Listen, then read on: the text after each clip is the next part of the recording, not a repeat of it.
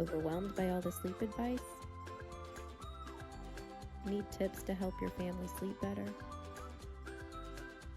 How much sleep should your baby or child get anyway? Are you ready to feel well rested again? When you or your kid can't sleep, life is a nightmare. It's darn near impossible to be the awesome parent and person that you know you can be. Welcome to the Stellar Sleep Show with Little Dipper, where you'll find your true north. Okay, so now a burning question that I'm getting from parents. Toddler sleep regression. I keep hearing toddler sleep regression everywhere I turn. What are your thoughts on this? What's going on there?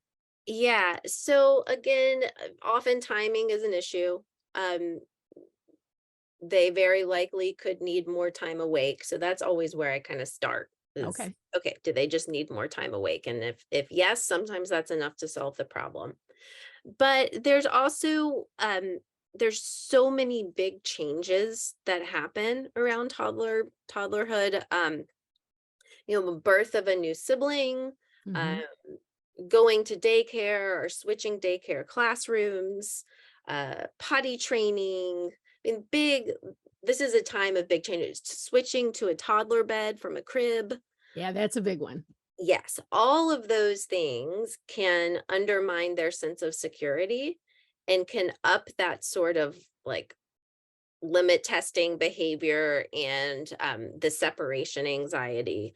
And so that's often why sleep is starting to become a problem again, Mhm. because Mhm. there's some sort of big transition happening, either from a life circumstance or it's just a cognitive development that's happening. Yeah, that increased awareness as they build their independence, that separation, individuation where I want to be out on my own doing my own things, but wait a minute, I still need my parent. And Exactly, and that world that I want to go explore is also really scary. exactly. I often tell parents when they're struggling with this piece that their child needs the connection. You need to provide the connection. Yes. Because if you Yes. don't provide the connection, then you're going to have bigger problems down the road. Exactly, like, if it just becomes a power struggle and a fight, it's just gonna send you farther down a path that no one wants to go. But yes, the connection piece is huge. It's like, get the timing right, yes, like that. Yes. But then, doubling down on connection and security building is always the way to go. And Right. you can never go wrong with that. I always tell parents when you see an uptick in behaviors and problems, you need to do an uptick in your time together with your child. Yes, They're yes, needing more. yes, For yes, whatever reason, they're needing more. You got to yeah, give it to them. And yeah. especially at nighttime, because if I don't feel safe and I'm distressed, how am I going to fall asleep? Exactly. Yes. And so in this when those periods of regression are happening, I often recommend that parents set aside 5 to 10 minutes in the evening to giving their child their undivided attention. Hmm. And so that means like putting away the phone, Yeah. turning off the TV, getting down at their level and making eye contact Hmm. and just saying like, I am here. You have all of All me. of me. I Mhm. love that. Oh, I Yeah. love that so much. We are so on the same page. I love it. Okay, so I have a couple of questions about some troubleshooting some sleep problems. So, refusing to stay in bed. Uh-huh. And so did they give I an think that's age? that's your probably your least favorite question, as it is mine. I'm always like, because there's no easy answer for that. No, there is not. And it very much did they happen to say how old they were, or did they just say refusing to stay in bed? This is just a general question from many of the toddler parents. Okay. So it's usually these kids who have just transitioned to a toddler bed that don't want to Gotcha. stay in their bed, or some of those preschoolers who are starting to develop that awareness of fear of monsters and all Yes. of those things, which is a normal stage for them to go Yep. through, but that they all of a sudden were fine in bed, but now I want to come to bed with mom and dad. Yeah. So the big things to think about there, first, timing, I'm always going to say, look at that, make Mhm. sure your kid's tired enough. Because they're not going to want to stay in bed if they're not tired enough. End of story. Um, you would not want, like, the example I give is, imagine if every night you had to get in bed an hour before you could actually fall asleep and turn out the lights and have nothing to do. Right. I mean, like No, thank you. maybe all of us are so tired, if you have little kids, you're so tired that you wouldn't care. You'd be like, no one needs me. I don't care. Right. But in general, it would be very frustrating. So the same Right. thing goes for kids. Um, so got to check that piece first. Um, but then something to think about here is we for our kids to stay put and stay in bed, they need to feel safe and secure and they need to feel cozy. Mhm. So again, doubling down on that connection time for sure is going to be so Right. important. But some other things they can do to facilitate that are to do some imaginary play around sleep during the day. Oh, So I love that idea. That's a putting great idea. yeah, so putting the stuffed animals to sleep in the kid's bed, letting the kid put the parents to sleep in the kid's bed, in talking with them like, oh, I feel so say you do the role reversal and your toddler preschooler is putting you to sleep in the toddler bed, and so you're like all curled up in it. Um, then saying things like, oh, I feel so cozy here. Oh, it Right. feels so good to be in bed. Oh, just, playing up like what a safe, cozy place it is.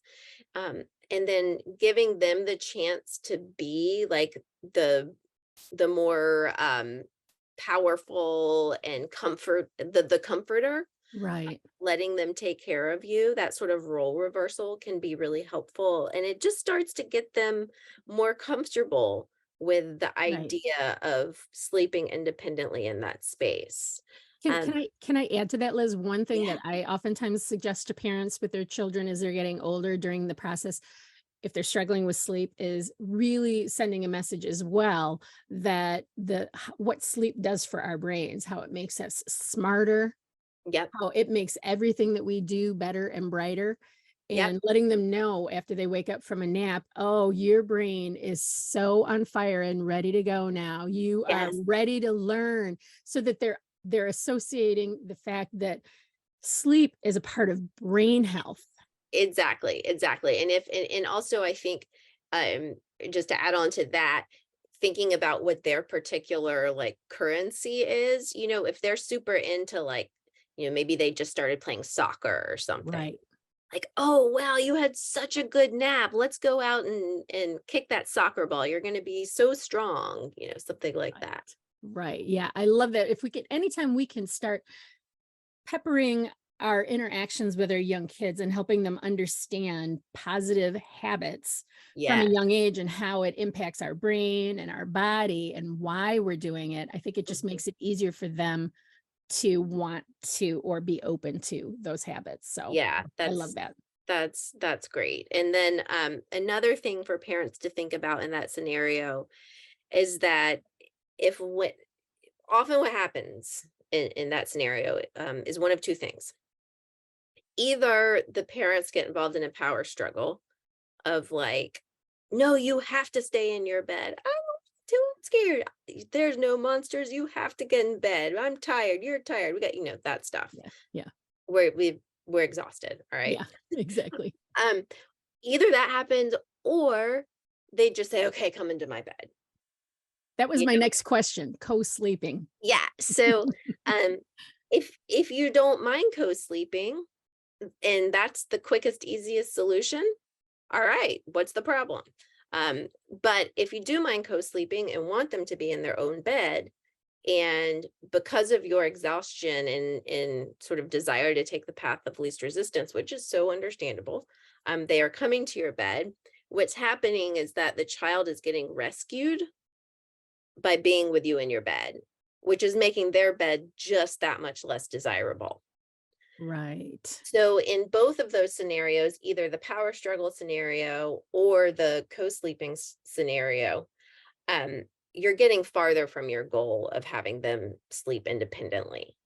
And Right. so an interim step would be just going and staying with them until they fall Right. back asleep, or you sleeping on a pallet on their Mhm. floor um, Right. for a few weeks until they get through the phase. Right. Because both the fighting and the co-sleeping will take you farther from the Yeah. sleep independence. Oh man, I always find that, I mean, myself included, that we all have certain triggers as parents, right? Like sleep was a Mhm. big one for me. That was a rough time. And we always had the rule for our kids that if it was thunder and lightning and all of that kind of stuff, you guys can come in the bed, no questions Yep, asked, just hop on in, because we've all yep, been scared of a storm when we were kids. exactly. I remember when our son was going through the threes and fours, worried about things in the closet, and he wanted to come into bed. What we did is we set a pad next to the bed. And I said, if you're scared of monsters, you can come in and you can lay on the pad on the floor next to the bed. Yes. And he did that for a while. And then after about a week, I was like, you know what? We're going to put the pad out in the hallway. You can come and sleep on the pad in the hallway.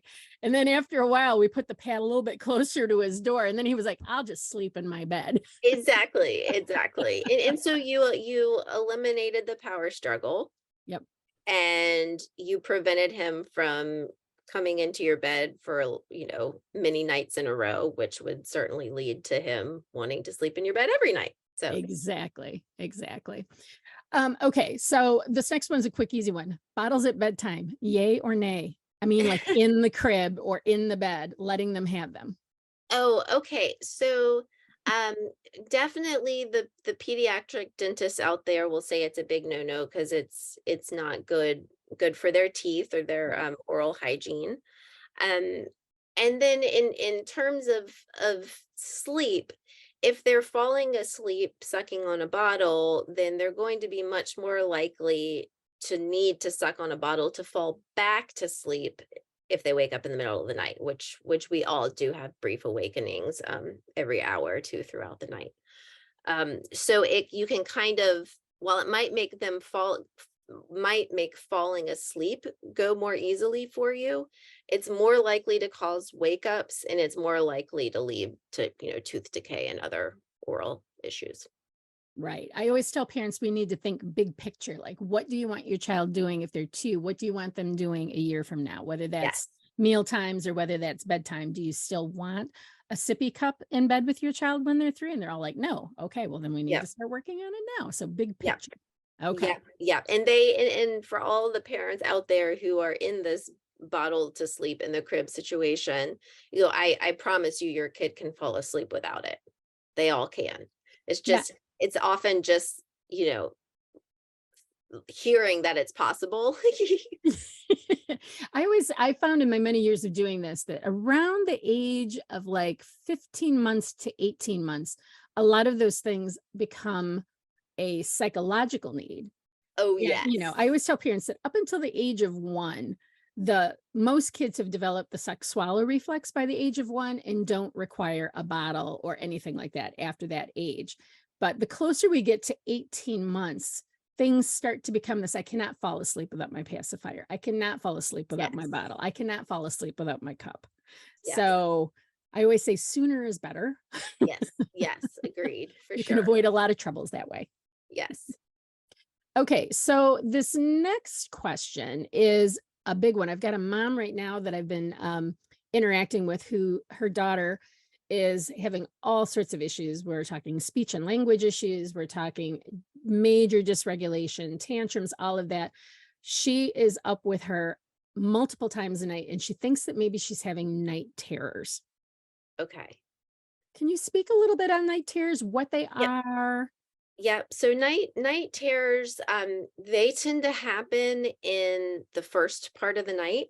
Nightmares tend to happen later in the night.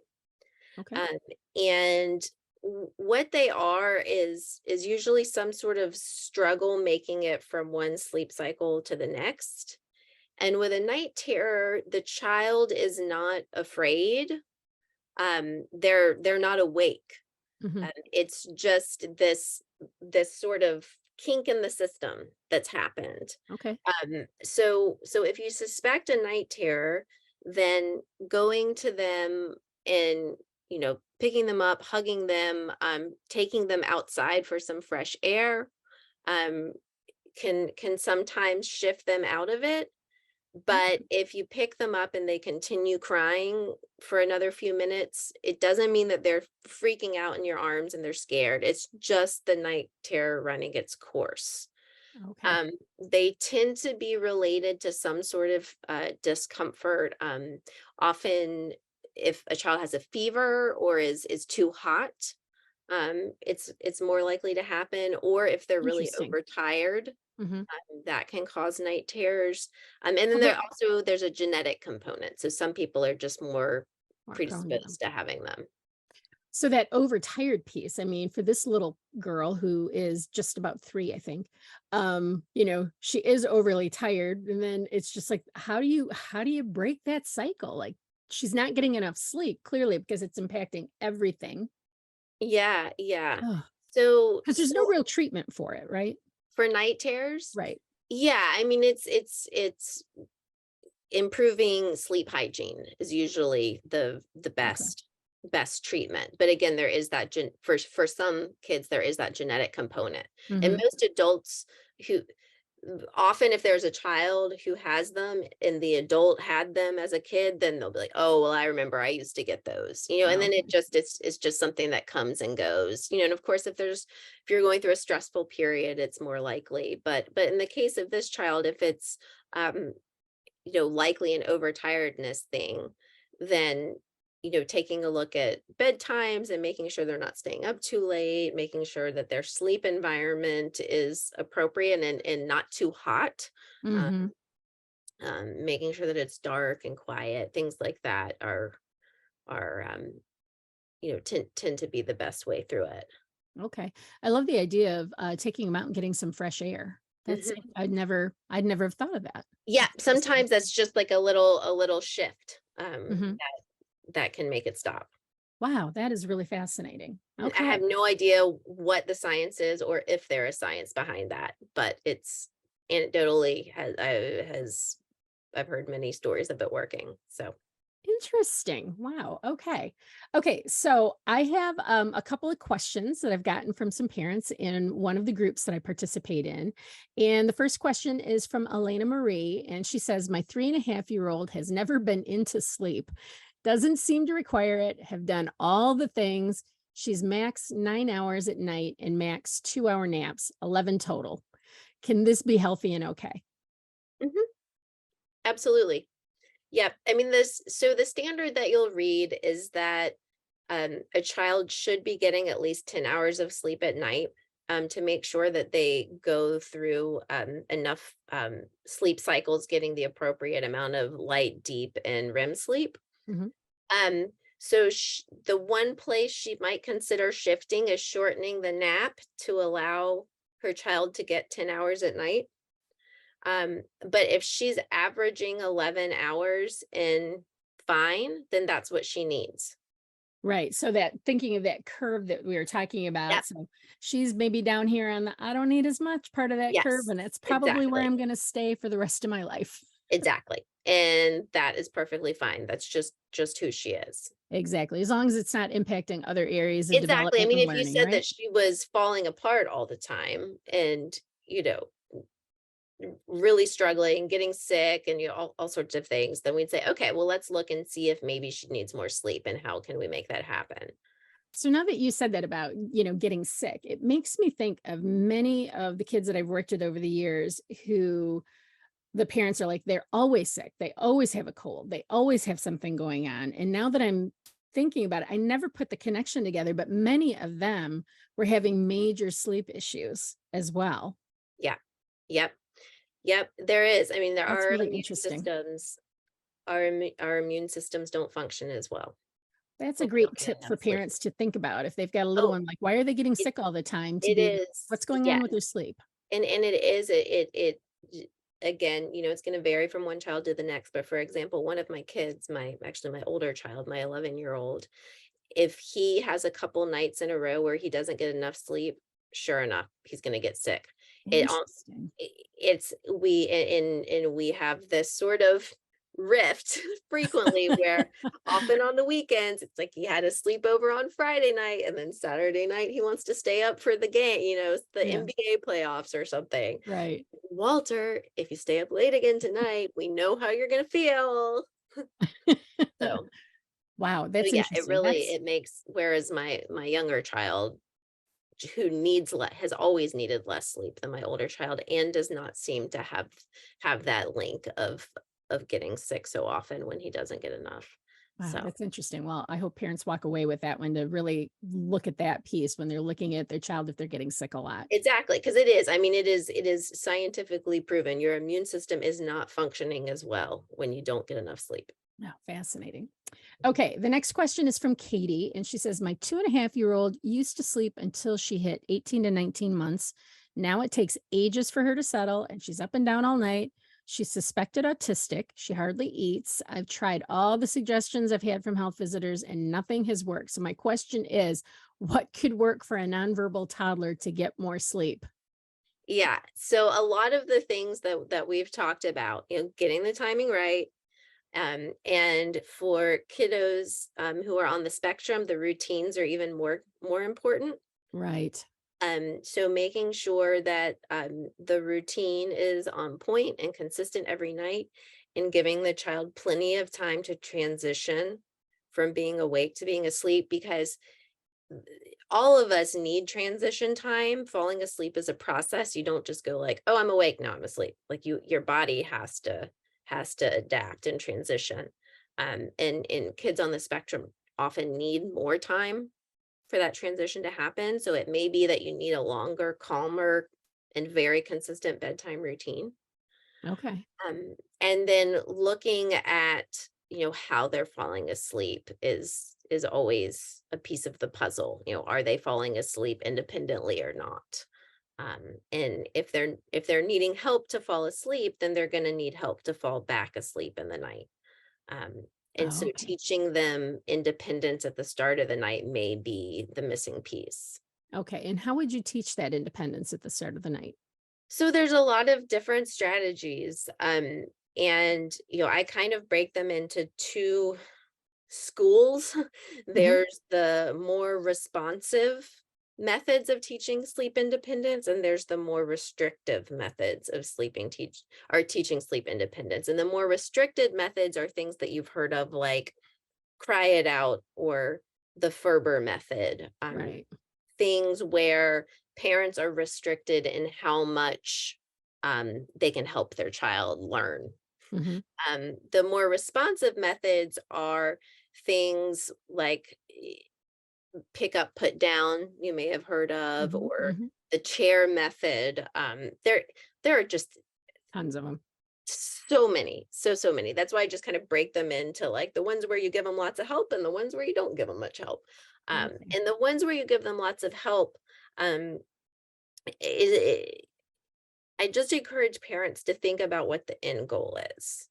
Kind of Big, what you're talking yeah. about, the Big big. picture. Right. And so if the end goal is I want my baby or my toddler or my child to be able to fall asleep independently so that they can then fall back to sleep independently throughout the night.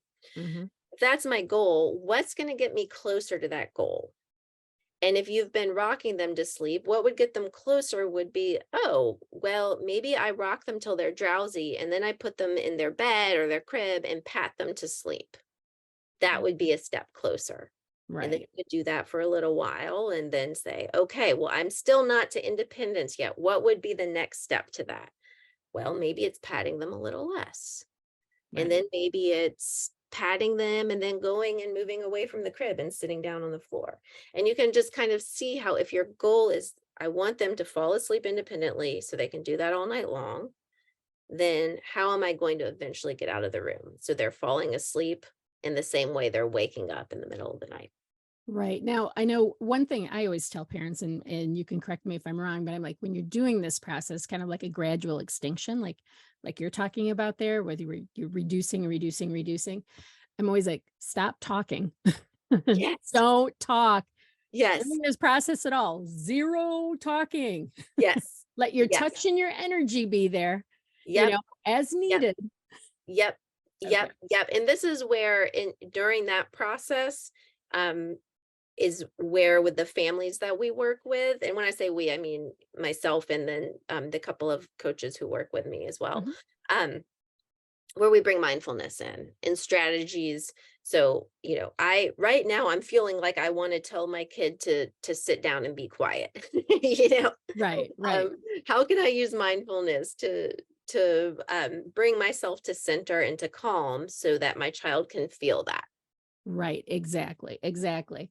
Now, the last question is from Carrie. I think we probably covered a lot of this, but she says, my 3-year-old still doesn't sleep through the night and takes forever to go to sleep at night. Mhm. So it sounds like that timing piece. Yep. The timing piece is huge. The consistent routine is huge. Having Okay. the sleep environment appropriate is huge. And then working towards sleep independence at the start of the night, if that hasn't happened yet. Okay. Yeah. And I'll make sure that I get the links from you to your articles regarding the infants, toddlers, and preschoolers, because I think that will be really helpful for folks. So as we wrap things up, I'm wondering, how would somebody, what does it look like if somebody wants to work with you? How does that all work? Sure. So we have a couple of different options to meet people's different needs. Um, a lot of folks want to work with us one-on-one.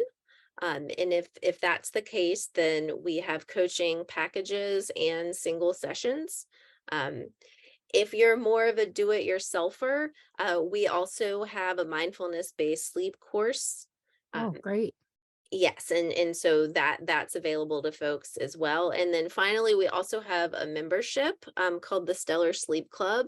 And as a member of the community, you get access to our courses, and also you can come to weekly office hours and leave questions in the message boards and things like that.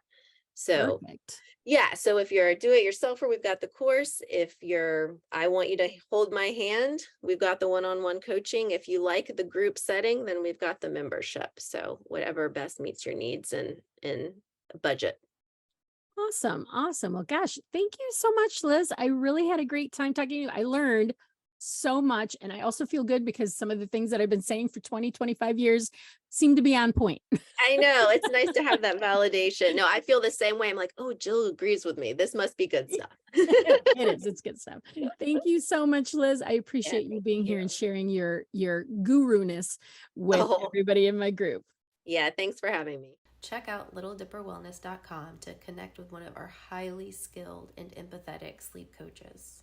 No matter where you are, we'll create a customized, flexible, evidence-based, and holistic plan to help meet your unique needs in sleep, your North Star strategy for stellar sleep. And we'll help you find that mindset you need to thrive in sleep.